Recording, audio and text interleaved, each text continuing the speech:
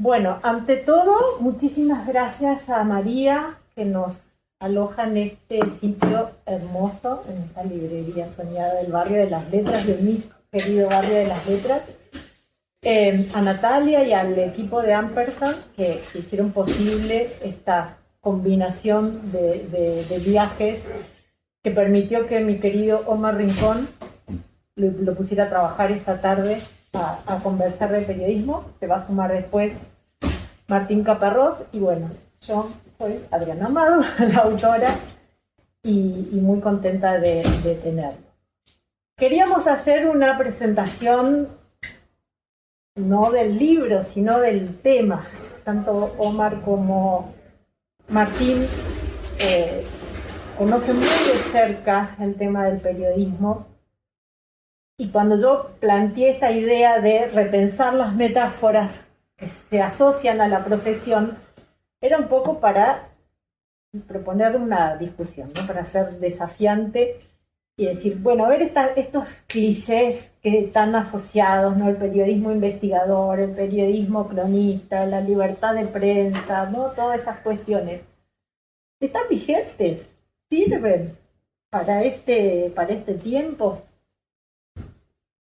Eso te propongo para empezar la conversación.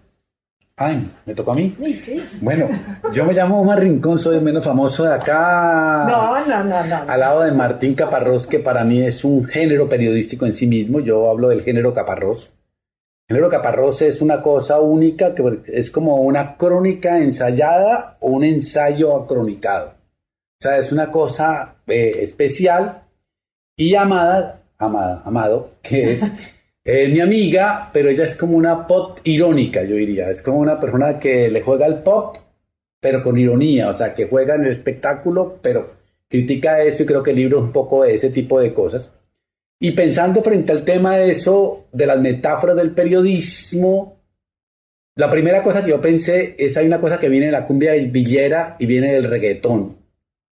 Y es que hay que matar la metáfora. O sea, ¿cuál es la metáfora? La metáfora ha sido sobrevendida. La metáfora, para decir que hay unas buenas tetas, dicen una cantidad de figuras. Porque dice buenas tetas, buen culo. Y creo que el periodismo le ha pasado eso. Está lleno de metáforas.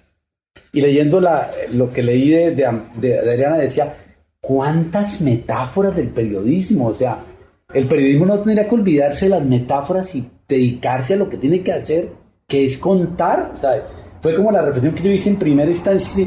Demasiadas metáforas de periodismo de investigación, periodismo ONGero, periodismo ambiental, periodismo soluciones, periodismo fake news, o sea, como que demasiadas metáforas. Y entonces el periodismo, ¿qué sigue siendo? Es como el que sale dependiendo de adjetivos. O sea, póngale adjetivos, que el periodismo no es nada, sino que es un adjetivo. Depende con quién está casado. Una metáfora machista, ¿es bueno o malo? Periodismo ambiental, ay, qué bonito, ambiental, que vamos. Periodismo de derechos humanos, qué divertido. Periodismo político, no, ese está mal. Eso es militante, chavista, castrochavista, macrista, PP, Vox. O sea, se convierte en una cosa como esa. Entonces, como que depende de eso. Y entonces me parecía que tal vez, siendo contracorriente, porque le gustaría a Adriana de Paro, yo, y después sigue hablando de otra cosa, lo que habría que hacer es matar la metáfora. De pronto necesitamos un periodismo que diga brutalmente lo que pasa. O sea, murieron 10, nos robaron 40, murieron... Una cosa, dejemos la metáfora. O sea, la metáfora está matando el periodismo. ¿Tú qué piensas? A mí una de las cosas que tenía ganas de plantear es que siendo asidua, asistente a congresos, a reuniones de empresarios, a reuniones de periodismo, siempre están como esas reuniones de exalumnos, ¿no? Que se encuentran 40 años después y recuerdan lo que fue la secundaria y lo bien que la pasaban, y que quizás en ese momento no la pasaban tan bien como recuerdan. El periodismo está siempre pensando en esa cristalización de unas épocas que parecían mejores, pero que cuando uno se pone a investigar, bueno, por ahí no eran tan buenas. Y yo no sé si habría que matar la metáfora. Por lo menos, yo lo que propongo es que se cambie. O sea, no podemos seguir pensando que las investigaciones van adelante gracias al periodismo, porque si vamos a la noticia de la semana, uno puede ver que lo que pasa con Boris Johnson habla más de la pérdida de poder de Boris Johnson que del fortalecimiento del periodismo. Eso fue claro que fue algo que también nos pasó, algo parecido en Argentina. Las fiestas se celebraron y la sociedad la conoce mucho tiempo después. Y está bien, el periodismo las vehiculiza, pero también hay una participación ciudadana que empuja, que comparte. Hay una metáfora que me gusta mucho de la que escribió él, que es la del periodismo DJ, ¿no? El periodismo que toma melodías que ya existen y las combina en una nueva cosa. Y eso me parece que está buenísimo. A raíz de lo tuyo, yo que diría es que lo que está mal, de seguir pensándose, cuando hablaste de las metáforas, del periodismo Superman y el Hombre Araña, o sea, que es que tú lo hablas en la introducción del cura o el superhéroe, y esta cosa de un hombre como Martín Caparrós va por el mundo a salvar el mundo, la democracia, a investigar el mundo, a salvar al mundo, a contar las historias para que el mundo se salve, y normalmente es hombre, blanco, masculino, occidental y religioso, o sea, como el cura, o sea, como que eso es lo que creo que está muerto, ¿no? Yo decía que moría, Martín, mira, dije que había que matar la metáfora, dejemos de metáfora, contemos de frente, o sea. Y segundo, pues matar al periodismo occidental, blanco, masculino, New York Times y todo eso. Yo creo que no estás de acuerdo. La segunda parte estás de acuerdo, ¿no? Solo la parte de New York Times, todo el resto no. El resto me parece muy interesante de conservar, como todos los otros. ¿Por qué hay que matar a ese? Es que creo que quizás el punto es pensar que hay un solo periodismo. Generalmente cuando se habla del periodismo y la política o la crítica, la academia le quiere hacer cargo de todos los males del mundo, hablan los periodistas y el periodismo como si fuera uno solo. Y creo que lo que... No, pero yo creo que sí hay un periodismo solo que fue el que se inventó Watergate y Truman Capote y eso. O sea, es lo que todo el mundo enseña. Los profesores de periodismo enseñan eso, ¿o no? Uh-huh. Truman Capote, New York Periodismo y Watergate. Entonces, el periodismo de investigación, Pandora Papers. 600 periodistas del mundo dedicados a investigar. No pasó nada. Al mundo no le pasó nada. O sea, no hay un mito vendido ahí. Yo estuve esta mañana, mira, no tenía mucho que ver, pero estuve esta mañana en un programa de radio que se llama Carne Cruda, de Javier Gallego, que es un buen espacio de radio, ¿no? Entonces él empezó hablando a partir del informe que acaba de sacar Oxfam, en el cual ellos siempre encuentran un eslogan, digamos, y en este caso el eslogan es el 1% más rico del mundo duplicó su capital, digamos, sus fortunas, mientras que el 99% restante perdió dinero en los 2 últimos años de la pandemia. Y por otro lado lo mezcló con el informe de Cáritas que mostraba cómo en España en los últimos años o así hubo una especie, creo que, de duplicación de la precariedad laboral, por justamente la pandemia. O sea, una sucesión de desastres espantosos que supuestamente nos, influyen y en fin, y complican de muchas maneras. Y yo lo escuchaba y él lo contaba con mucha labia y con mucha verba inflamada, y yo al final le dije en un momento, qué cosa, ¿no? Que pase todo esto y sin embargo no pase nada. Uh-huh. Y digo, el ejemplo de este programa de radio es ínfimo, pero se podría multiplicar prácticamente al infinito. Podemos contar todo lo que queramos, pero si nadie nos escucha, ¿quién? O si por lo menos a nadie le parece que valga la pena hacer algo con eso que escucha, pues entonces va a seguir siendo totalmente inútil.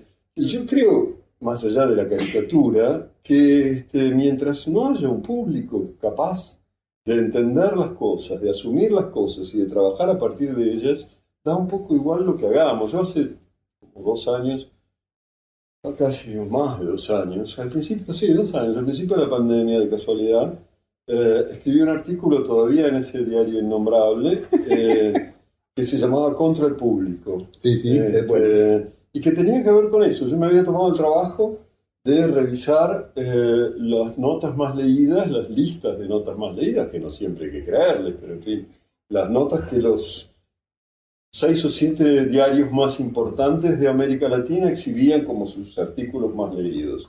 Y eran patéticos. Bueno, pero ahí puedo yo aportar algo. Dale. Que tiene que ver con que la mayor parte de lo que se ofrece en el periodismo tiene mucho que ver con esta idea de, ¿no? Como medio mundo, los portales tienen un promedio de 180, 220 notas diarias de oferta, de las cuales se lee un 20%. Es cierto que las más cliqueadas en algunos casos son esos bodrios que mencionás. Pero también es cierto que si vos le haces la mirada de conjunto, la oferta del diario de ese día no era la mejor. No es que había grandes notas ignoradas o grandes piezas que estaban dejadas de lado. Entonces, hay una diferencia tan enorme entre lo que los periodistas suponen que vale la pena leer y lo que el público lee, que ahí es donde yo creo que está el gran hiato y el gran problema. Pero podría haber, por ejemplo, Martín,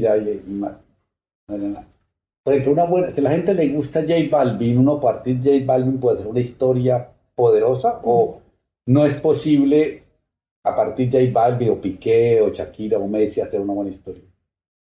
Yo creo que lo que está marcando es algo que también intento analizar, que es esta cosa de que lo importante y lo interesante para el periodismo eran como dos cosas diferentes, ¿no? Lo interesante era el género menor, la crónica de espectáculos, del deporte, ¿no? La crónica amarilla.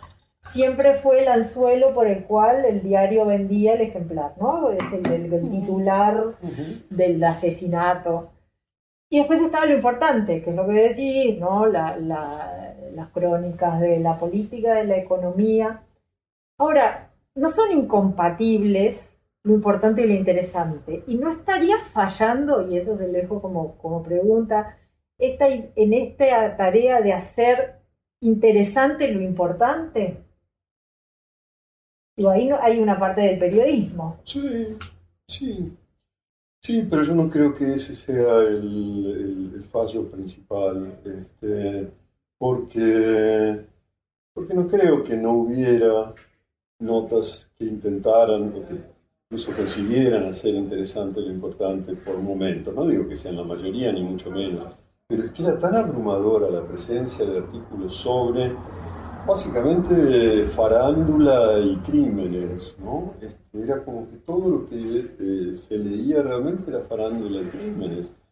Y lo que es también curioso es que, en todo caso, ya sí, para ponerse otra vez a mirar del lado de los periódicos y de los periodistas, que esos diarios supuestamente serios, supuestamente prestigiosos y demás, condescendieran, con perdón de la palabra, a incluir esas notas porque sabían que si no, que en vez de buscar justamente formas de hacer interesante lo importante, con perdón de la palabra importante, que a mí siempre me da una especie de temblor en los pulgares cuando la digo, pero en lugar de buscar formas de hacer interesante lo importante, lo que hacen es simplemente plegarse al lugar común de decir, bueno, vamos a contar más historias de cómo, si hacemos un ejemplo argentino, Guandanara engañó a Mauro Icardi. Es importante. Ustedes seguramente tienen la ventaja de no saber acá qué los es. dos coincidimos que es interesante. Es muy importante, muy importante. Es importante, seguramente es importante, pero no interesante. Yo creo que es importante, pero no interesante. Yo no conseguí interesarme. Es un futbolista y una señora que está casada con él, pero parece que él estuvo con otra, qué sé yo.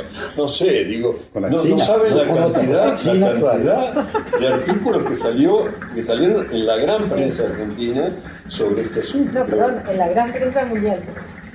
Sí, es tendencia. Sí, en París era... Pero tú dices en el libro que, Adriana, tú dices en el libro que eso lo decía Balzac en 1831, o sea, que estamos hablando, parece que no avanzáramos en la discusión, que en 1831 ya se discutía que lo que se informaba no era importante, que los periodistas estaban vendidos, que había que buscar el espectáculo, que importaba la moda. Entonces, o sea, andamos en 1831, 1931, casi 2 siglos hablando de la misma cosa, o sea, un poco raro, ¿no? Ahí también aparece la otra cosa, que creo que tiene que ver con esa otra cuestión de que el público dejó de ser de ese que recibía el periódico, que a veces por costumbre llegaba a casa y el lector era un lector que nunca sabía si lo abría o no. Esto que mencionás de que se cliquea o se buscan las notas de Wanda Nara, hoy también se encuentra que eso no genera permanencia. O sea, mucho de lo que le está pasando a las grandes portales, a estos de pesca de medio mundo, ¿no? Que tiran todas las noticias que pueden de los más diversos temas para captar a la mayor cantidad de público. Lo que pasa es que la gente cliquea y se defrauda inmediatamente y sale, no hay permanencia, son pocas las noticias que se leen hacia el final. Otra de las cosas también que hoy ya se sabe, esto que decías de la noticia escandalosa que genera el clic, no genera el interés. O sea, la gente ve la catástrofe, el asesinato, pero no lee la crónica hasta el final. Gracias a Dios, porque en general son tan malos. Entonces, fíjate que hay una lógica en donde también el público está diciendo que eso no es. Ahora, que después el portal te ponga, estas son las más cliqueadas, sí, es también un truco publicitario del portal. La otra cosa que decía Caparrós hace rato, pero que también dice WhatsApp, es como, alguna vez pensamos que el periodismo le importaba a demasiada gente y creo que no le importó nunca tanta gente. O sea, eso, yo creo que nunca le importó tanta gente. El país en Madrid nunca lo leyó tanta gente. A eso exactamente quería ir, porque el problema, yo creo, actual es que hay una especie de búsqueda cuantitativa que más allá de todo esto que decíamos sobre cómo es el público, o más acá de todo eso, hay ahora esta búsqueda cuantitativa, además, bueno, como sabemos, inmediatamente confirmada por el registro inmediato de los clics, que hace que los grandes diarios se hayan olvidado de que nunca estuvieron hechos para mucha gente. Yo siempre doy el ejemplo que decía Omar, el país en España en los años 80 era un medio hegemónico como yo creo que no hubo en ningún otro lugar del mundo que yo conozca, por lo menos tenía un poder y un peso extraordinarios, que no pasaba por ahí, no existía y además tenía un prestigio súper importante. En esa época el país, que era decisivo en la circulación política, cultural y demás de España, vendía los días buenos 400.000 ejemplares. En un país de 40 millones, eso quiere decir que una de cada 100 personas compraba el país.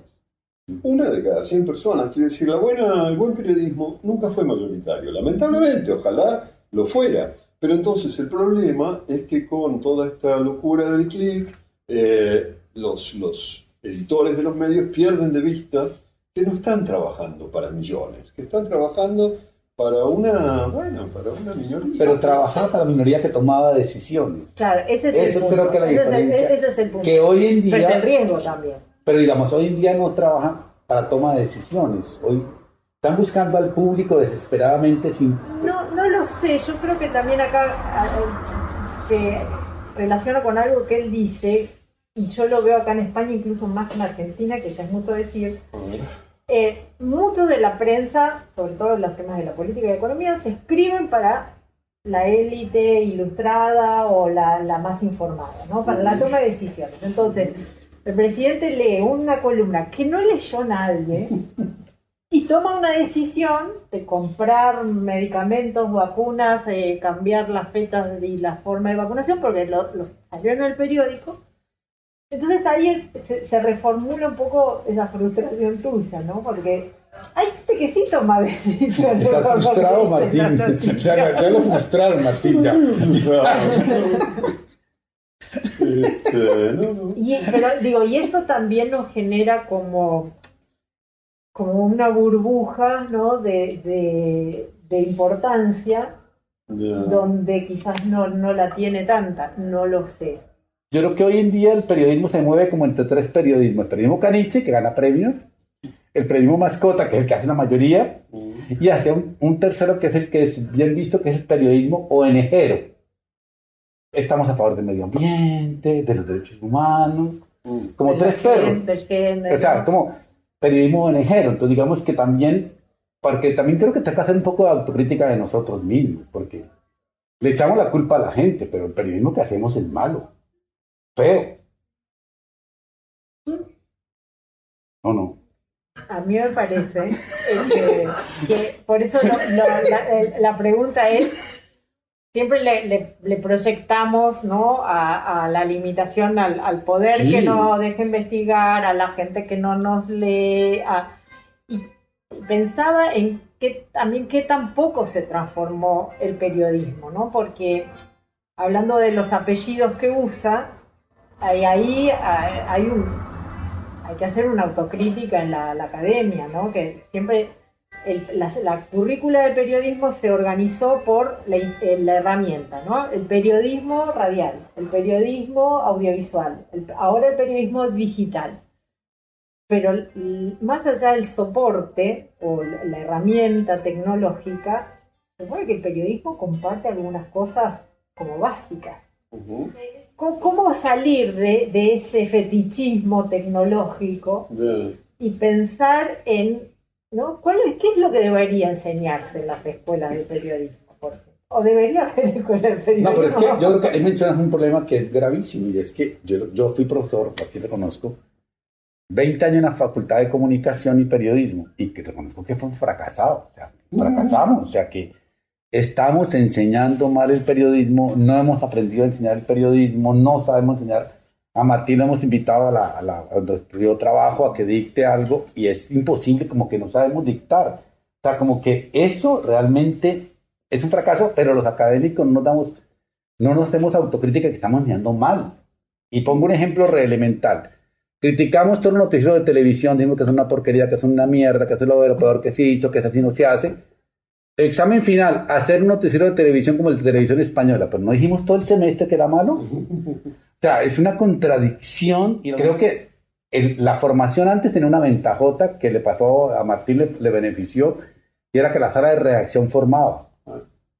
Hoy en día no forma la universidad y no forma la sala de redacción. Entonces estamos porque jodidos. Porque también no hay Porque sala de redacción. Claro. Porque la mayor parte está, digamos, comparte tareas o colabora para distintos medios. Entonces esa lógica de aprendizaje también se agota.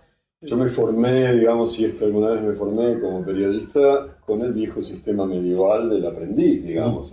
Y ese fue el sistema de formación del periodismo durante buena parte de su existencia. De hecho, cuando yo empecé a hacer periodismo en la Argentina, no había escuelas de periodismo, lo único que había era alguna escuela privada, que eran una estafa total. Pero retomo lo que vos decías, Adriana, que es que efectivamente, estoy bien, esa forma de formar periodistas se perdió cuando las redacciones dejaron de ser lugares donde se compartían cosas.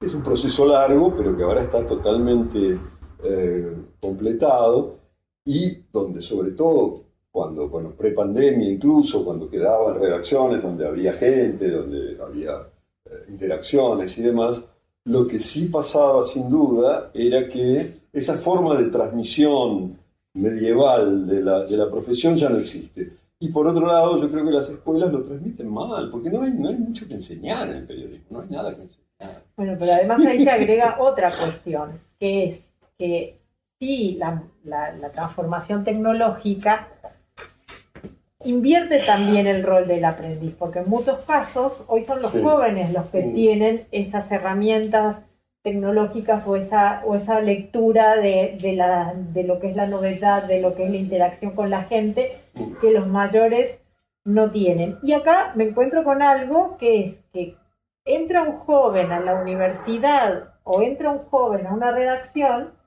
se convierte en su abuelo automáticamente, porque siente que lo que tiene que hacer, ¿no? Y esto pasa también hasta en los equipos de política, es decir, como que los chicos dejan lo que saben de la tecnología o esa naturalidad con que toman el ambiente digital, por qué hay que escribir o hay que hacer las cosas o hay que hacer las búsquedas, ¿no? O sea, hay que seguir llamando a una fuente por teléfono. Cuando quizás hay un talento, por ejemplo, en el rastreo digital de lo que esa fuente dice, hace, que los chicos podrían aportar. Digo, no estaríamos también fallando en esa falta de humildad para integrar. No, yo me quedo pegado en la última cosa que dijo Caparrós, y es ¿qué habría que enseñar del periodismo? Porque dicen, no hay mucho que enseñar. O sea, si nos ponemos minimalistas, ¿qué habría que enseñar del periodismo? Porque creo que parte de lo que hemos hecho de desgracia es que yo que, pues, por mi vejez estudié primero comunicación, después periodismo, toda esa cosa. Yo al comienzo hacía una carrera que era ciencias humanas. Yo aprendía de sociología, de literatura, de historia del arte, de una cantidad de cosas. Yo de periodismo aprendí re poquito. Es que no hay nada Y a mí, que aprender. ya al final digo, oiga, como que eso me sirvió. Pero hoy en día enseñamos Big Data, fake news, audiencias, mensajes, digital. O sea, ¿qué sería lo que habría que enseñar en periodismo? Cuando yo veo algunas de las cosas que ahora se discuten con respecto al periodismo, me da la sensación de que yo no tenía ganas de aprender cómo se manejaba una imprenta, ¿sabes?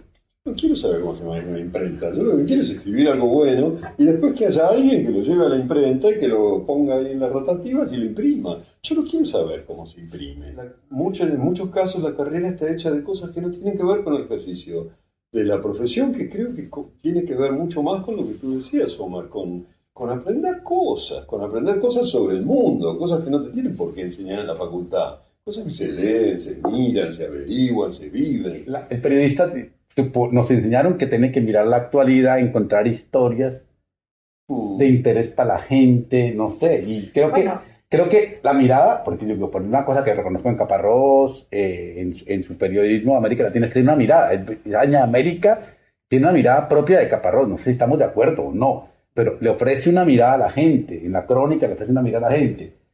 Uno lee El País Hoy o La Nación y dice, pero es que no me está contando nada, o sea, no hay nada que me diga singular, único, que yo me provoque, que me impute, que yo me ponga bravo, pero algo. Bueno, pero también acá hay otra transformación, que es el periódico, el periodista, como su propio nombre le indica, tenía esa lógica de la periodicidad de la actualidad, ¿no? Y dependía de la actualidad.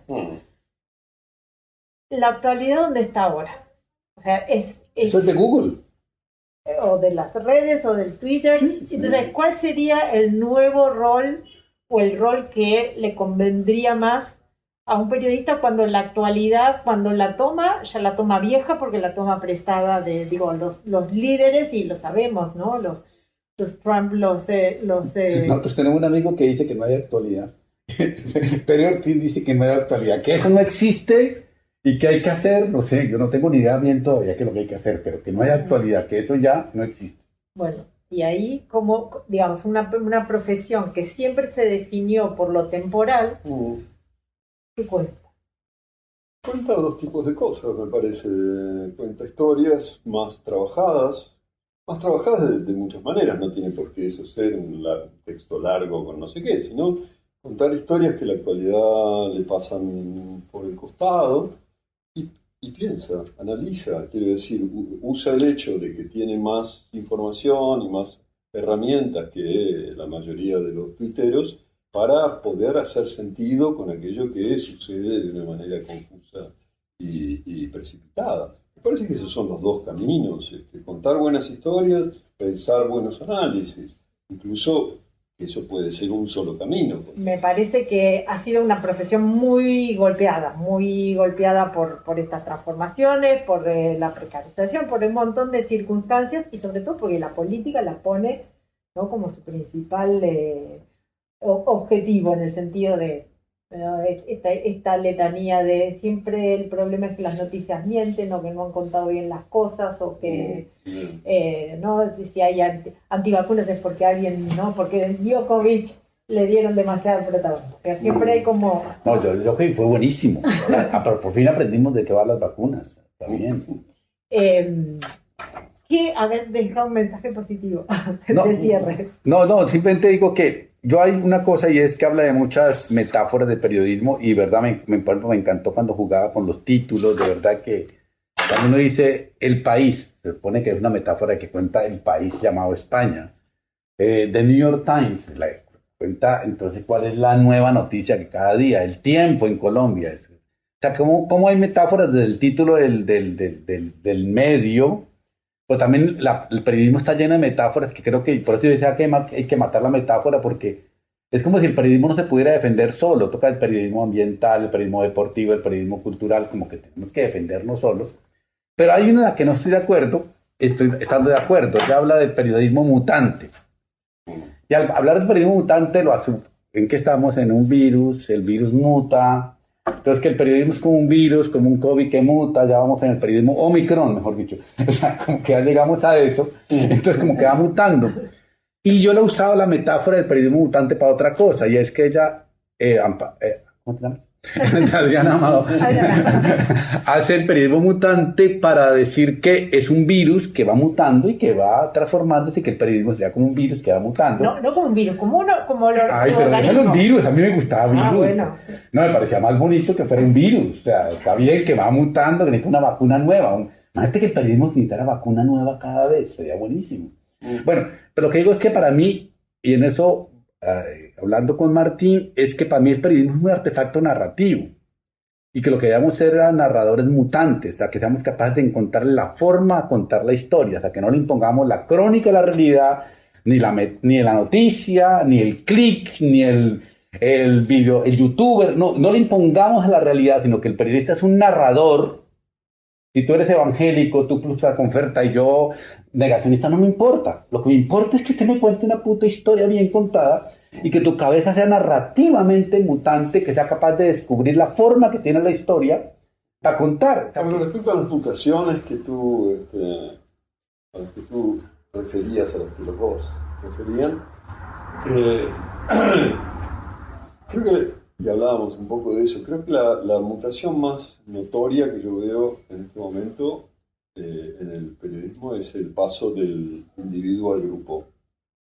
Eso sí me parece un cambio que vamos a recordar dentro de 20 o 30 años, digamos. Por ejemplo.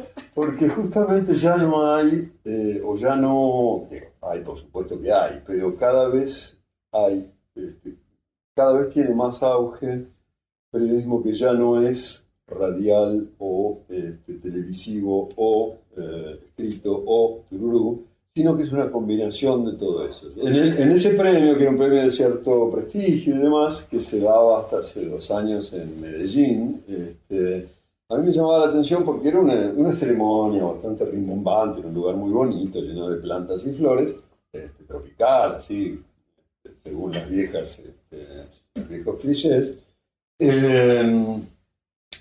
Había un locutor que estaba en un escenario y decía en cada categoría, y el ganador es fulana de tal, y entonces subía fulana de tal, y todos aplaudíamos, y y ella estaba emocionada y agradecía.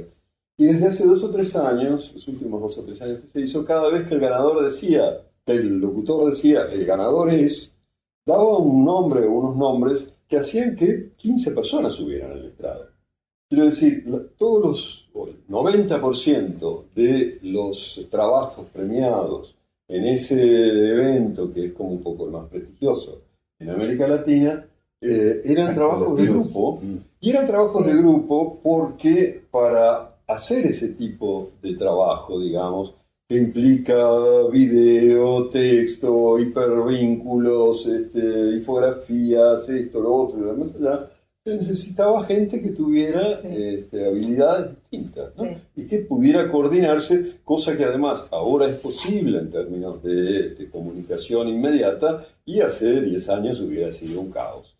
Y eso sí creo que es un cambio importante que está habiendo en el periodismo últimamente, porque siempre fue el viejo mito del periodista lobo solitario que va y se busca la vida con un sombrero y un impermeable. Y ahora es muy otra cosa, ¿no? Y eso es un punto. Y incluso, los invito si alguno quiere hacer una pregunta antes de que demos por finalizada esta bonita charla.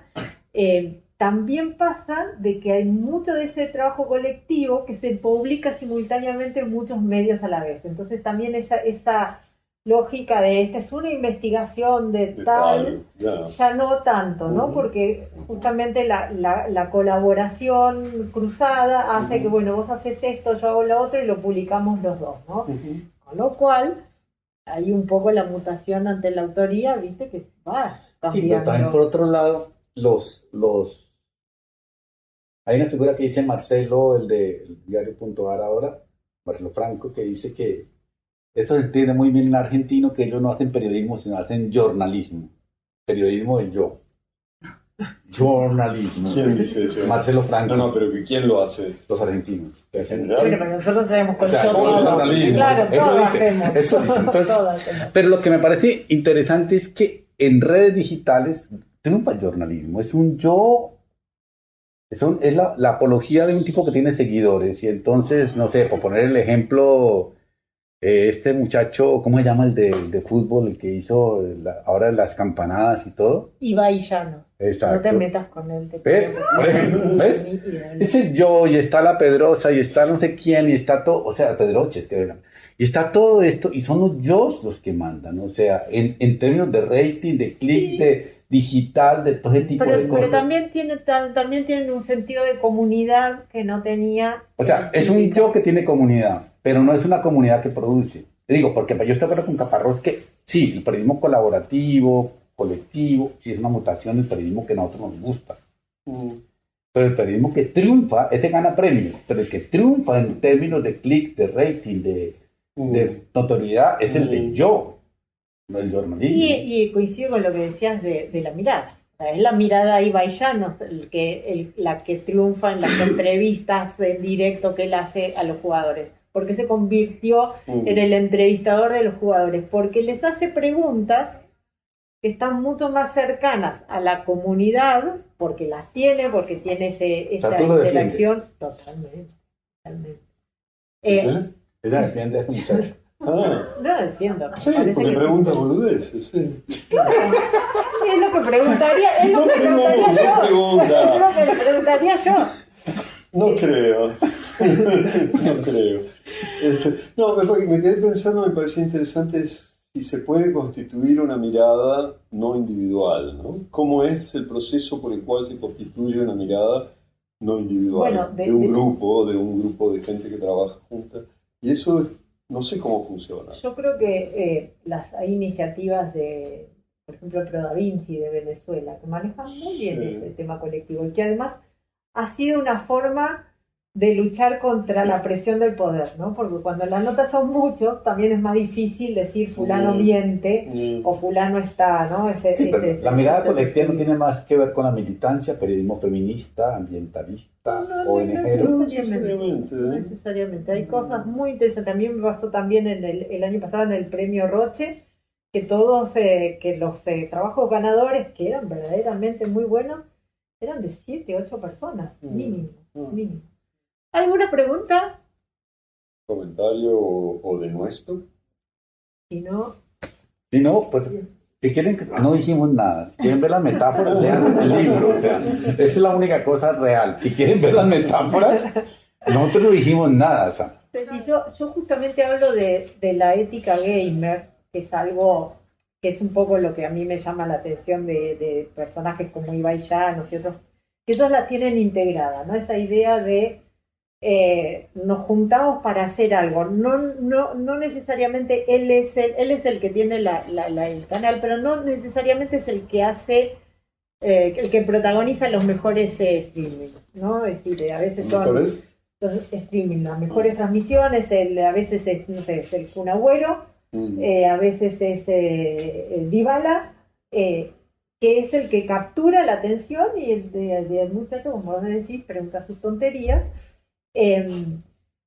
Pero en la lógica del gamer ahí el juego tiene unas reglas, pero nunca sabes quién es el que, digamos, que las va construyendo, quién va la lógica del aprendiz se construye con tutoriales, con claves, con colaboración cruzada. Ujú. que es mucho más complejo que esta lógica, ¿no? Más radial, de si me siento en la redacción y tengo estos aprendices para hacer. Esa creo que es una de las mutaciones, y creo que justamente el desconcierto que nos provoca es porque es Sí, el desconcierto Omicron. no, yo lo que creo es que la reflexión mía es, ¿para qué hacer periodismo hoy cuando verdad es que no estamos teniendo incidencia en nada? Porque digo, tendría que volverse a ser simple, o sea, como, no estoy viendo que incidencia para tumbar a un presidente, al presidente de mi club de fútbol, no, ni siquiera. ¿Cómo hacemos para volver a ser significativos en la conversa del almuerzo, en el café? Yo digo esa, porque yo creo que estoy llegando al minimalismo, es que si uno publica alguna cosa en algún medio, por el lado que sea, cada 5 personas que hablan de eso, o sea, que pase eso, cómo arrancó Caparrós con eso diciendo que es el público, pero también cómo hacemos para hacer que ese público pueda conversar mínimamente, eso es como la preocupación. Y la segunda preocupación es, yo sí creo que yo que soy profesor en una universidad, preguntarme que hay cosas que hemos fracasado y que no sé cómo reinventarse, o sea, por ejemplo, la enseñanza del contexto en una nota periodística. Fracaso absoluto, o sea, cero contexto. Nunca puedo enseñar eso, nunca se puede enseñar. Los estudiantes no aprenden cómo que una nota tiene sentido en un contexto y no es automático el sentido de eso. O sea, hay cosas como que de verdad tenemos que ser autocríticos los profesores, los periodistas de lo que estamos haciendo, que creo que nos falta un tricito de eso. Terminó él, ya podemos terminar. Sí, no. Ya podemos. Bueno, muchísimas gracias por acompañarnos. Gracias, Martín. Gracias, Omar. Hace Gracias a rato que ustedes. no nos Gracias, peleábamos. Hay que pelear, sí. Y bueno, gracias a ustedes por acompañar esta tarde, por dedicarle un ratito. Bueno, gracias.